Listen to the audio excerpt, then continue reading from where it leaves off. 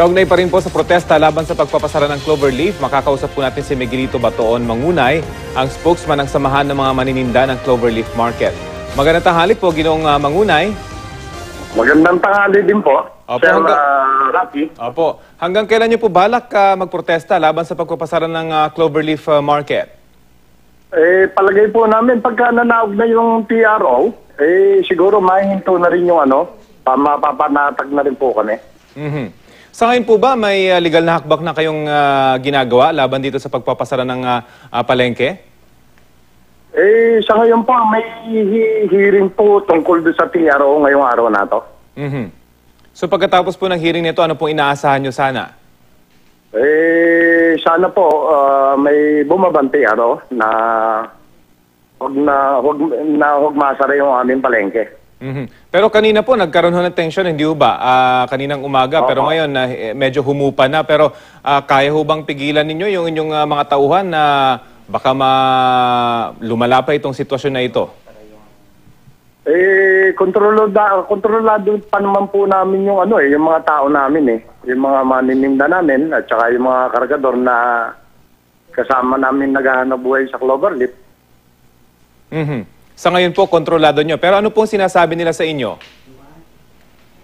Kanina nga po, hiniharang na po yung mga yung hinaharangan na po ng mga dump truck, yung daanan po papasok ng Cloverleaf. Hindi po pinayagan ng mga tao na maiharang. So ang takot nyo ba rito pag nagtaga... Go ahead po, sige po. Kung nangyari po na naiharang nila yung yung mga dump truck na yung papasok po ng Cloverleaf, paano po yung mga paninda ng mga taga-Bulacan? Hindi na po papasok. Iaambalang na po namin sa EDSA. Pero ang sinasabi nga ho ng Quezon City Hall, talagang ngayon po dapat sarado na po yung palengke. Pero yung mga supplier po ninyo, kinikilala ba ito or tuloy pa rin yung kanilang pagsusupply po sa inyo? Tuloy pa naman po yung pagsusupply sa amin Kasi isang po dadalhin yun kung hindi namin kukunin. So ang binabanggit nyo po hanggat walang ibinababang TRO, mananatili po kayo dyan sa palengke at pagpapatuloy yung inyong protesta? Opo, ganun po mangyayari. Ayon po sa QC Market Administration, kaliwat kanan daw yung violation ng mga palengke dyan sa Balintawak, kaya ito ipinapasara. Ano pong reaksyon nyo roon? Sa totoo po, panggigipit na po ito Kasi po, hindi po papasa hindi po kami papasa doon sa panuntunan ng lungsod Quezon. Gusto po nila yung mga paninda namin nakalagay sa chiller. Kokonti lang naman po retail dito sa amin, halos po kami, wholesale po kami. So ang sinasabi niyo po masyadong mataas kumbaga yung standard na ipinataho sa inyo, pero hindi ho ba ganito rin yung standard sa ibang palengke? Hindi naman po. Parehas lang din naman po kami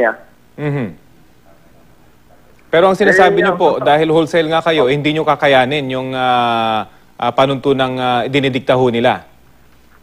At saka ang isa pong tatamaan po doon yung masa Siyempre po, tataas ang presyo ng gulay. Opo. Dahil gagamitan ng kuryente.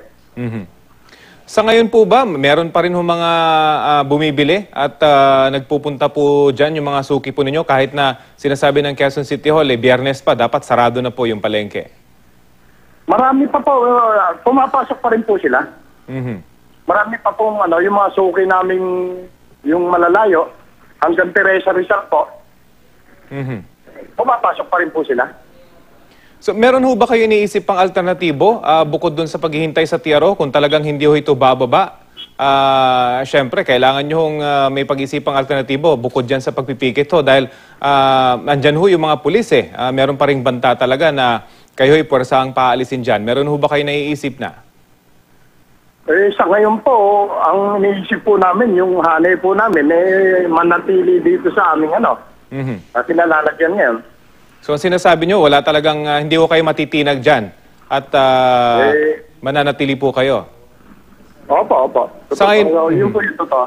Sa ngayon ho ba, may nakikipag-dialogo na ho sa inyo mula sa Quezon City Hall? Wala pa po. Kayo po ba'y welcome na magtungo dyan yung mga tiga Quezon City Hall para makipag-dialogo po sa inyo? Welcome naman po sila eh. Mhm. Pero hindi na po siguro dadating sa ganun dahil yung kaisipan nila sarado na. Mhm.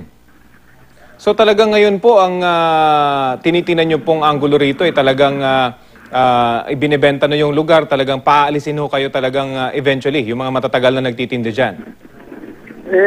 Ang totoo po, hindi naman po ibinebenta ito eh. Mhm. Ayaw pong ibenta ng pamunuan na Cloverleaf.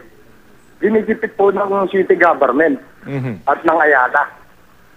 Gustong-gusto po nilang mabili ito. At kayo po ang naiipit dyan, yun yung sinasabi. Totoo po yun. Ipit po kami. Mhm. Kayo po ba may mensahe dyan sa inyong mga kasamahan at ganoon na rin po sa Quezon City Hall ngayon at merong standoff ika nga dyan po sa Balintawak Market?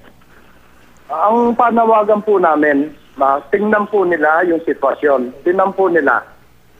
Ang bumababa pong gulay dito, gabi-gabi, inaabot po ng 150,000 hanggang 200,000 tons a night. Saan po bibenta ng mga tiga-Benguet yung mga produkto na yon? Araw-araw naman po kailangan anihin. Saan po ilalagay yon? Mhm. Sige. Paano po ang kabuhayan din ng mga magsasaka namin sa Bulacan? Ganon din po. Mhm. Pahabol ko na lamang po. dadalhin yun?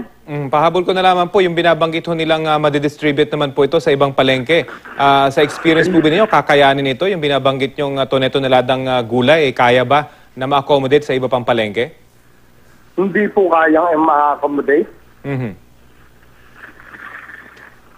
Anyway, Hindi sige po. kaya ng mga palengke na yon.